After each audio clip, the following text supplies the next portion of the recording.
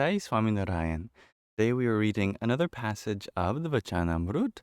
Today, this is Kāriyāni 5, called God's Purpose for Assuming an Avatar. Avatar is one of the Sanskrit words that made its way into English. It comes from avatara, which means a descension from the verb avatarati, meaning he or she or it descends, referring to a higher self, Paramatma, coming down here on earth in a physical or an apparently physical form. On Aso Vadhi the 14th, Samvat 1877, or the 4th of November 1820, Swami Sri Sahajanandji Maharaj was sitting on a canopied cot on the veranda outside the north-facing rooms of Vasta Khachar's Darbar in Kāriyāni. He was dressed entirely in white clothes. At that time, an assembly of munis, scholars, as well as devotees from various places had gathered before him. Then Sriji Maharaj said, "I wish to ask a question." The munis responded by saying, "Maharaj, please do ask." Thereupon Sriji Maharaj asked, God assumes an avatar on earth to grant liberation to the jivas, to the souls. But is he not capable of granting liberation while remaining in his abode without assuming an avatar? After all, God can grant liberation in any manner he wishes. What then is the purpose of him assuming an avatar on earth? Furthermore, if God can only grant liberation when he assumes an avatar, and he is incapable of granting liberation otherwise, it would suggest that much of a weakness in God. But in reality, God is capable of granting liberation to the jivas by assuming an avatar, and he is also capable of granting liberation to the jivas without assuming an avatar.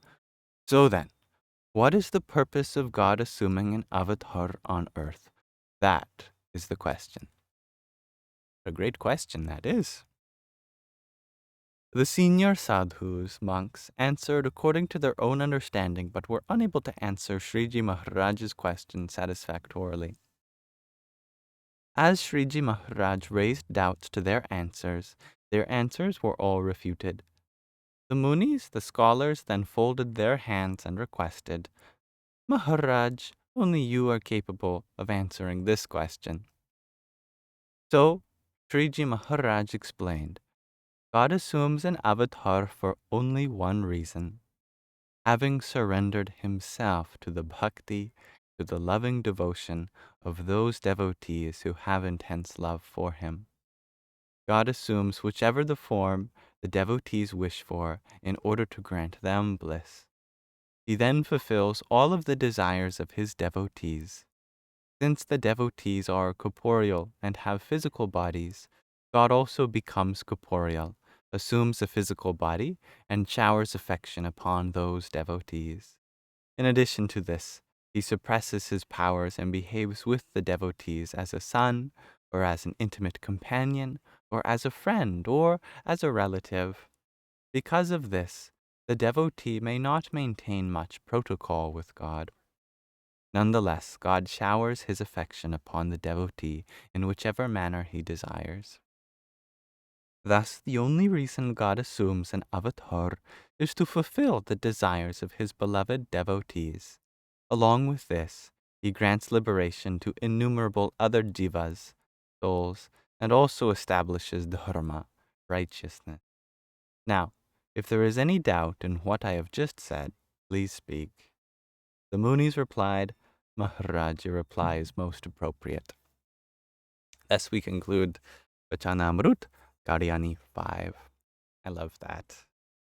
No deep or elaborate philosophical answer, just for the simple purpose of fulfilling the desires of his devotees, granted through their love and devotion.